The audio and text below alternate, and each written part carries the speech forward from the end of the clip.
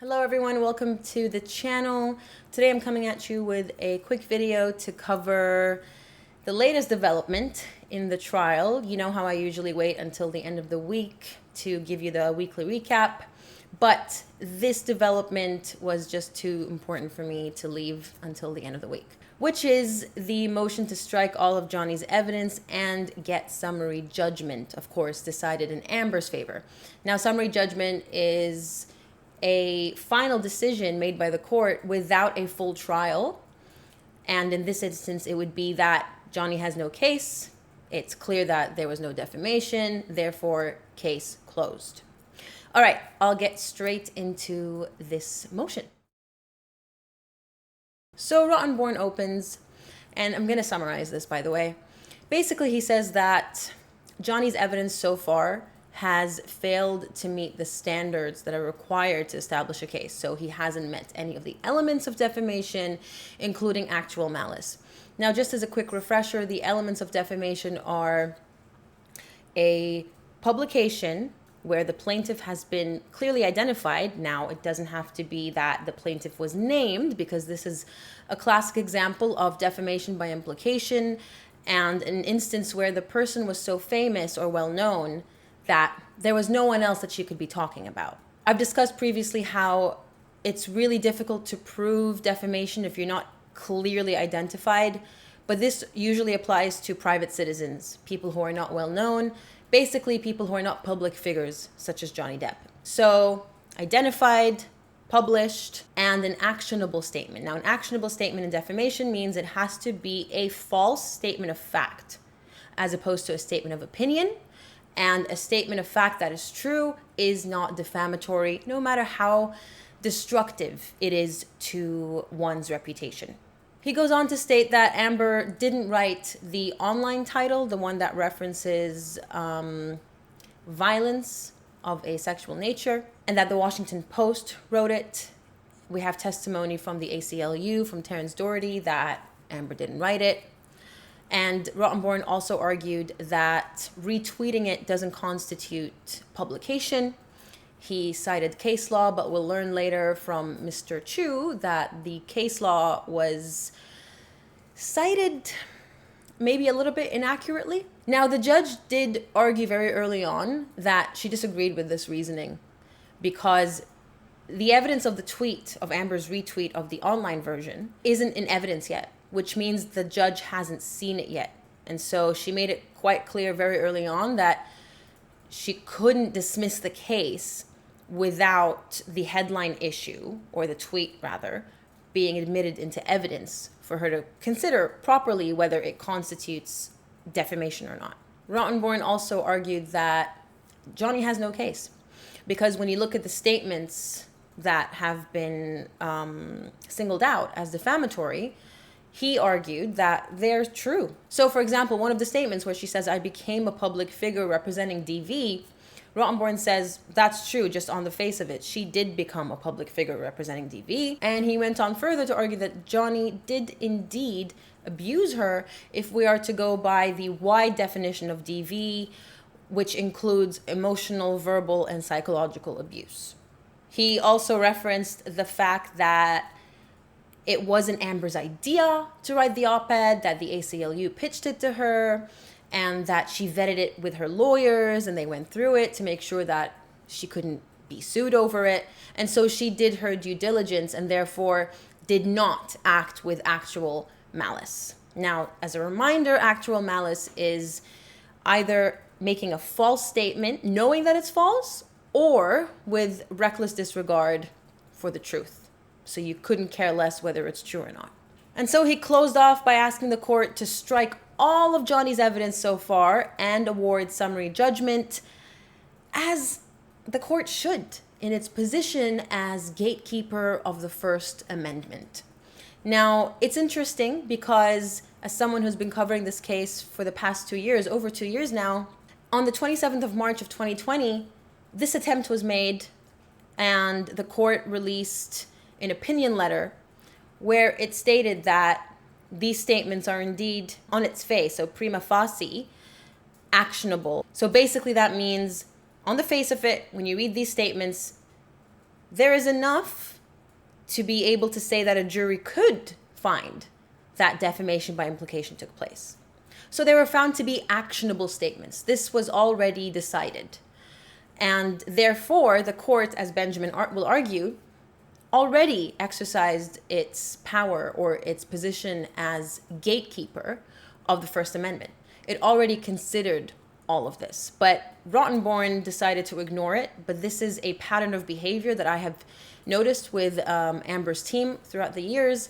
It's not abnormal for a defendant to try to get a case dismissed, by the way. It doesn't even necessarily mean they're guilty. You know, if I were to be pursued falsely for defamation, which I have been, ironically, I would also try to get it dismissed because you're going to waste all of our time and money. It's incredibly stressful. And especially when someone has no case against you, it makes a lot of sense to try to get it thrown out. But, I mean, the whole world has seen the evidence so far. Now, I have to say, I usually don't like to put my personal opinions into this, but Benjamin Chu did a terrific job. He gave me goosebumps. He was incredible in his delivery. Your Honor, if I could finish my argument, I mean, I would appreciate. I can't wait to oppose this. That's fine. Go ahead. He opens by saying that the court should deny this motion to strike because Johnny's evidence not only overwhelmingly satisfied all of the elements of defamation, but he's gone further and has established that Amber herself is the perpetrator and he is her victim. Mr. Depp has come forward in his case in chief with multiple credible witnesses, documents, and authentic tape recordings of Ms. Heard herself, not only satisfying all of the requisite elements of his claim for defamation, including actual malice, but also going the extra mile of showing that Ms. Heard physically abused him. She's the abuser in this courtroom. Benjamin tells the court that the trial court must view the evidence and all reasonable inferences drawn from the evidence in a light that is most favorable to the plaintiff. That's just the standard of law to be applied when it comes to these motions to strike. Any reasonable doubt or sufficiency of evidence should also be resolved in the plaintiff's favor. Now, when it comes to the weight and the credibility of the evidence, including witness testimony, that is solely a matter for the jury to decide on. So the jury decides on how much weight they want to attribute to the evidence and whether they believe it or not. Benjamin referred to the court's opinion letter from the 27th of March, 2020, where he stated that the court did indeed fulfill its proper gatekeeping role.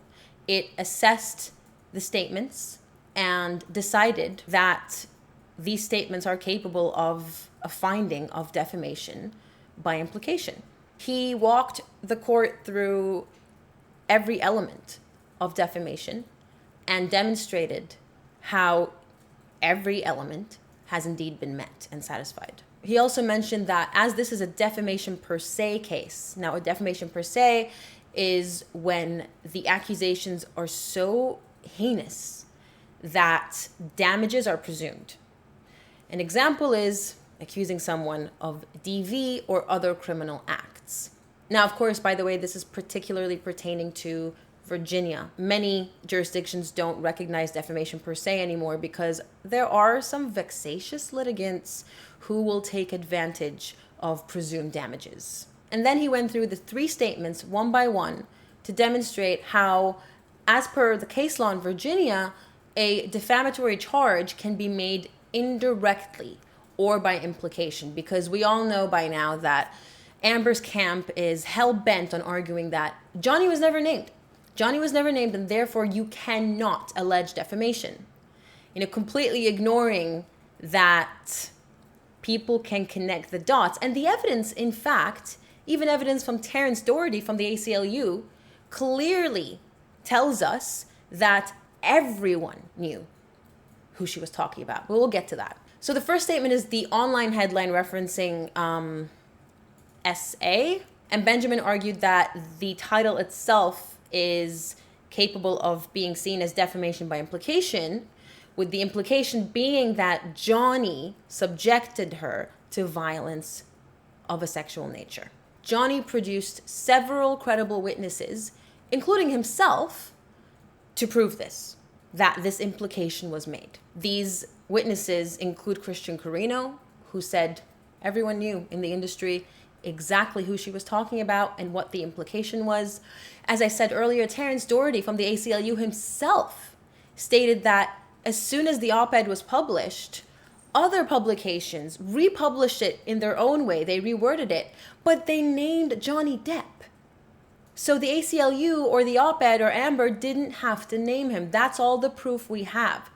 We have witnesses literally stating to the jury, not necessarily to their face because these were recorded depositions, but stating clearly that the dots were connected instantaneously.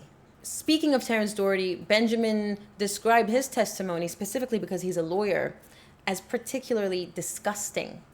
Because here we have, again, a lawyer.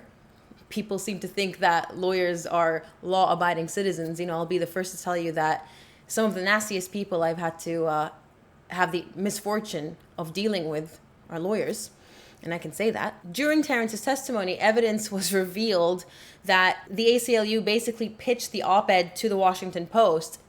And in this email that I think was addressed to someone called Michael, they stated, hey, Michael, so we have this op-ed and, you know, it talks about how Amber Heard was basically beaten up by Johnny Depp. And when I say beaten up by Johnny Depp, that's verbatim from the email. The jury heard this, by the way. So straight from the ACLU's mouth. Johnny was named in the pitch. In terms of actual malice, the intention, Ben argued, was crystal clear. They wanted, and when I say they, I mean the ACLU as well, so them and Amber, wanted to get as much attention as possible to this op-ed. And that's why, from Terrence's testimony, we saw how reluctant both Amber and the ACLU were when Amber's lawyers wanted to really clean it up and remove any references to Johnny. So her lawyers had the right idea, but Amber and the ACLU were not happy with that. Because when they removed all references to Johnny, no one was interested. I mean, Benjamin said Teen Vogue or something would have potentially been the only one that was willing to give her a platform, because otherwise, no one was interested in what she had to say unless it was referencing Johnny Depp. Because people were interested in Johnny Depp. The testimony of Terrence Doherty was very clear that when they took out the references to Johnny Depp, no one was interested in this article anymore. So she said, put it back in, make it more spicy so people would read. Otherwise, she couldn't get it in the Washington Post. It would be back in Teenage Vogue. And so we saw evidence in the form of emails and communications of both parties, the ACLU and Amber, agreeing that they needed to put more of these references to Johnny back to spice things up. If that's not intention, I don't know what is. Now, another critical component of intention was the timing of the publication. They purposely timed it to coincide with the release of Aquaman. And that's because that would have had maximal impact, maximal reach. And it was, I suppose in a way, the dawn of Amber's stardom. And with regards to the argument that she never wrote the headline, and there is no dispute about whether she wrote it or not, Ben argued she put her name on it, she signed off on it, and she retweeted it. She condoned it, and she was proud of it. And more importantly, to any reasonable reader, including myself before I knew she didn't write it, anyone who sees a title that starts with Amber Heard and then continues on with a statement, any reasonable person would infer that she authored that statement. Statement 2 was 2 years ago, I became a public figure representing DV, and Benjamin said that this is read to imply that she became a representative of DV because she was abused by JD. And this is an inference that can easily be made without reaching. Who was Amber Heard married to 2 years ago? Who was she in a relationship with 2 years from 2018? The whole world knew it was Johnny Depp. Benjamin also went on to the TRO itself. And he argued that there's plenty of evidence to prove that it was a scam to get money. He referenced Isaac Baruch's testimony where she said, the lawyers are making me do it. She didn't say anything about, well, what do you want, Isaac? He abused me. You want me to just sit there and take it? I have to protect myself. No, it was, hey, listen, I don't want anything. My lawyers are making me do this. There was a phone call, a recorded phone call of her telling Johnny, my lawyers are making me do this. I think there were text messages to, I'm not sure if it was Christian Carino, going, please tell him my lawyers are making me do this. But there was nothing about the necessity of the TRO to protect herself. The letter to Johnny's divorce attorney, Laura, where the financial demands were made, that was pulled up. The fact that the TRO was made without notice to the other party, that was pulled up. And more importantly, the fact that she chose to take a TRO out when Johnny was on the opposite end of the country in New York, if not already in Europe, so the other side of the pond. So she sought protection from him when she wasn't in any physical danger because he wasn't even in the same state or potentially country. And of course, he referenced the charity pledge. I put in a clip of the interview she had in that European talk show in the week 3 weekly recap. I mean, I'll happily put it in again, just to remind people. This is what she said about the charity pledge. There was a divorce settlement, you got $7 million. People were saying this is all about the money, but then you did something that twisted that whole argument. What did you do with that money? $7 million in total was donated to, I split it between the ACLU and Children's Hospital of Los Angeles. It's more power to you, because that's something that I've never heard of. I wanted nothing. We now know that that was an outright lie. And this, again, goes to prove that this was all a ploy to pocket the money.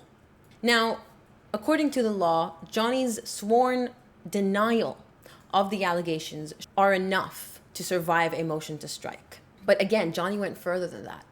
He presented witness after witness after witness. The police officers, Isaac, the ECB staff, the medical staff surrounding them at all times, the other staff surrounding them at all times, Johnny's sister, everyone testified that this is the other way around. Ben referenced the evidence that clearly demonstrated that Johnny was the abused. The photographs, the witness testimony, and of course, Amber's own admissions on tape. Finally, statement 3, where she says, I had the rare vantage point of seeing in real time how institutions protect men, in power. I'm paraphrasing right now. Now, Benjamin referenced the opinion letter from the 27th of March, 2020 again, where the court concluded that this statement could reasonably convey that she saw how Johnny was being protected by institutions. The institution in this instance being Hollywood. And despite the fact that this is defamation per se, and Johnny doesn't have to prove damages, he's even gone as far as doing that. He's retained experts who have demonstrated how much he has lost financially as a direct result of the allegations and the publication of the op-ed. Now, the retweet argument that I mentioned earlier, where Rottenborn said that according to case law, retweeting is not defamation, Benjamin corrected him and referenced that same case and said that that's not what the case law says. It says that retweeting a link doesn't necessarily start the statute of limitations, meaning when you retweet a link, you don't reset the date of publication. Rottenborn came back up and played the game of, I'm going to be respectful of the court's time. I'm not going to waste your time like Ben just did, so I'm going to keep it short and sweet. She's not the abuser. She and her witnesses have even more evidence of the alleged abuse that she suffered, and that the basis of the motion to strike is that there is clear and undisputed evidence of non-physical abuse. So I think here we're getting a hint of they're losing all hope in the physical component of it, and they're going to move on to the verbal, psychological, and emotional, which I think answers a lot of your questions that I've been getting over the past few weeks of what constitutes DV in this case. With regards to statements 2 and 3, Her Honor denied the motion to strike. She stated that there is enough evidence that all of the elements of defamation have been met including actual malice. And she stated that the weight of the evidence is up to the jury to decide. With regards to statement 1, which is the online headline, she has reserved that for further consideration in the future because Amber's tweet isn't in evidence yet. And so she can't make a ruling without having access to that evidence. I hope you found this informative. The case will still proceed. I have to be very honest and say that the thought of listening to Amber testify and lie through her teeth is sickening to me. I've already had to do that in real life. It's enough to make you want to be physically ill, and I'm not exaggerating. Thank you so much for all the support, and I will see you in the week 4 weekly recap. Take care, everyone.